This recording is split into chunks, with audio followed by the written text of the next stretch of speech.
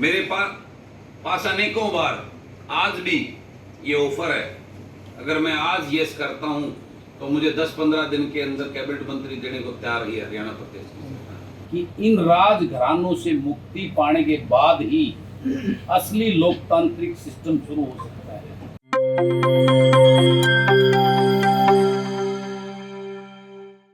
नमस्कार, मैं हूं कोमल राव। आप देख रहे हैं एनजेपी हरियाणा। आज बात बलराज कुंडू और उनकी आने वाली पॉलिटिकल पार्टी की।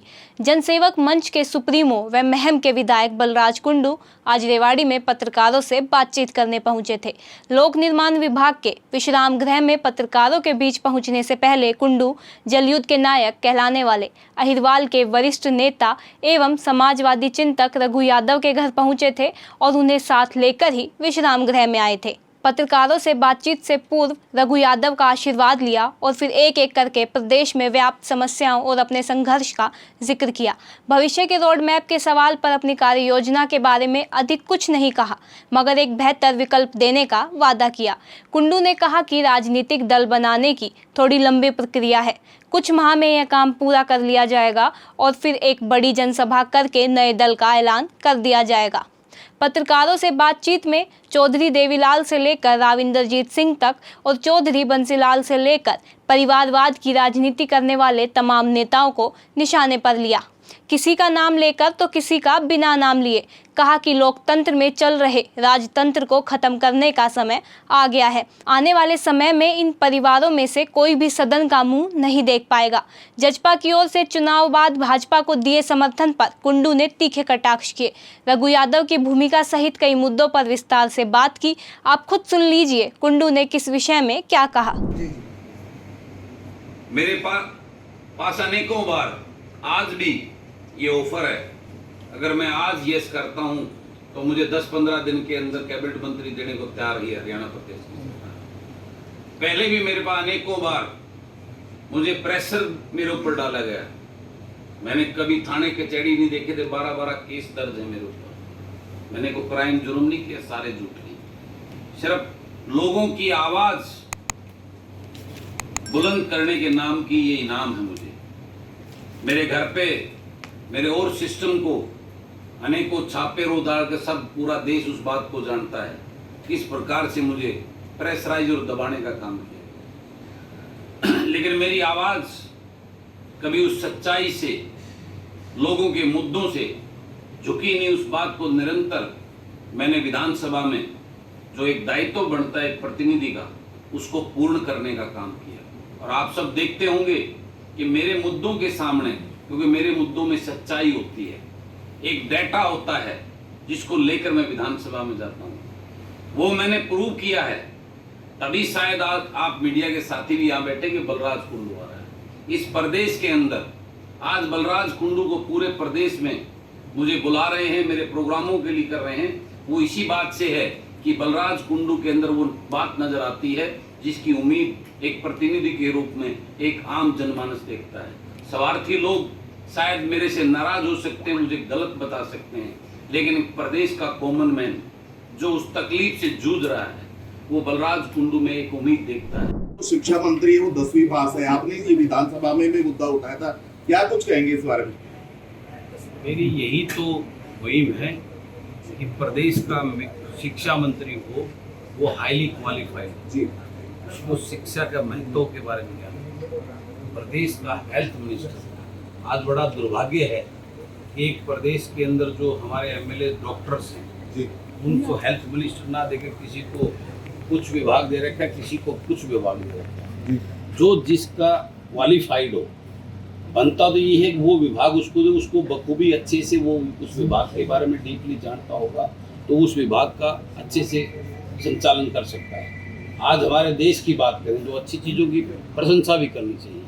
प्रदेश के हमारे नितिन गडकरी जी हैं, he is a qualified engineer. उस सिविल इंजीनियर होने की वजह से जिस प्रकार का काम उन्होंने रोड में इंफ्रास्ट्रक्चर में किया है वो काबिल तारीफ है। वो इसलिए कि वो उस चीज़ के ज्ञाता हैं। हमारे यहाँ दुर्भाग्य ये है कि ऐसे लोगों को जिनको यही नहीं पता कि इस विभाग की प्रॉपर सिस्टम क्या है, क्या कार्य इसकी होनी चाहिए, ऐसे लोगों को रबड़ स्टैंप बनाकर उनको मंत्रालय दिए हुए हैं, जिसकी वजह से आज प्रदेश इस हालात से सर आज आपने तमाम बातों को रख दी, नट शैल में आज का मकसद क्या था ये बताने के इसका जो आपका नेट सेल में आज का मकसद आप सब मीडिया के साथियों के माध्यम से इस क्षेत्र के लोगों को अवेयर और जागरूक करने के लिए कि ये जिस प्रकार राजनीतिक दलों के गुलामों को ये राजनीतिक लोग टिकट देकर इनके बीच में छोड़ देते हैं, जो सिर्फ उनके लिए जीतते हैं, उनकी वाहवाही करते हैं,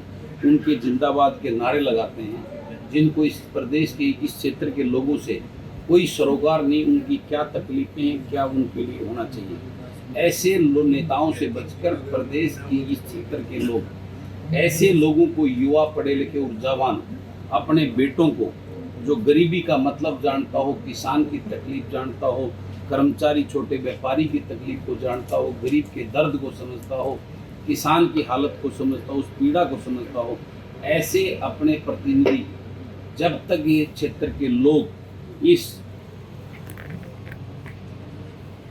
मैं क्या कहूँगा कि इस गुलामी की मानसिकता की सोच से बाहर निकल ऐसे अपने बेटों को अपना वकील चुनकर विधानसभा और लोकसभा में नहीं भेजेंगे, तब तक इनका भला नहीं हो सकता। इसी बात के लिए मैं इस प्रदेश के लोगों के बीच में हूँ, आज आपके बीच में हूँ, कि इन राजघरानों से मुक्ति पाने के बाद ही असली लोकतांत्रिक सिस्टम शुरू हो सकता है।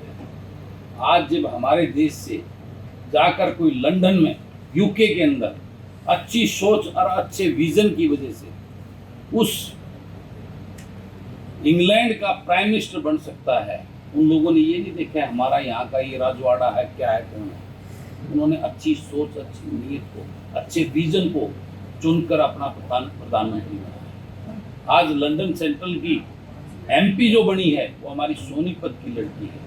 वो वहाँ इसलिए बनी है, वहाँ के लोगों ने ये नहीं देखा कि ये कहाँ की है, उन्होंने ये देखा इसकी विजन और सोच क्या है, इस देश और प्रदेश के हमारे लोगों के बारे में इसका क्या विजन है, क्या या डिलीवरी देना चाहती है, इसलिए उसको अपना प्रतिनिधि चुनने का काम किया। जब वो सोच हमारे लोग, हमारे नेता बात तो कंपैरिजन करते हैं विदेशों की, जो खड़े हो जाएंगे उस ट्रक के माध्यम से, कितने ढाबे चलते हैं, कितना गरीब उनको कोई चोटी बांधता है, कोई पेंचर लगाता है, कोई, ये सिस्टम जब तक उस सोच के हमारे देश के अनुरूप यहाँ के नेता सोच कर नीतियाँ लागू नहीं करेंगे, तब तक ये हाहाकार और ये चीज़ें बढ़ती जा रही है। आज एक गैप अमीर अमीर होता जा रहा है, गरीब गरीब होता है। कांग्रेस को कैसे विकल्प देख रहे हैं? मैंने अभी बताया ना, विकल्प इसलिए देख रहे हैं कि और विकल्प जब तक नहीं आएगा तो यही लोग एक दूसरे के ये चेहरे बदलते रहेंगे, व्यवस्था नहीं बदलेगी। कभी वो चेहरा आ गया, कभी वो चेहरा आ गया। ये दो दल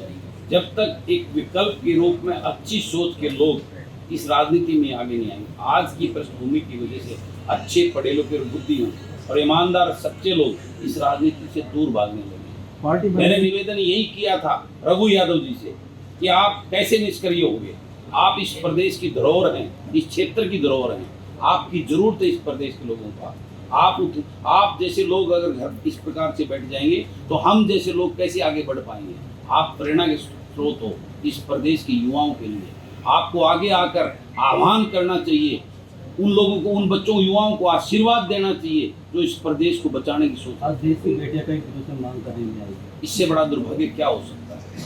आज जो मेडल, मैं आज सुबह ट्वीट पे कुछ चीज़ें देख रहा था, इस प्रदेश के उप मुख्यमंत्री और मुख्यमंत्री ने जो वो बच्चे मेडल लेके आए जो विदेश में ही थे, जहाँ अपने कंट्री में आए भी नहीं थे, उनको बड़े बड़े ट्वीट करके उनको शुभकामनाएं दे रहे थे।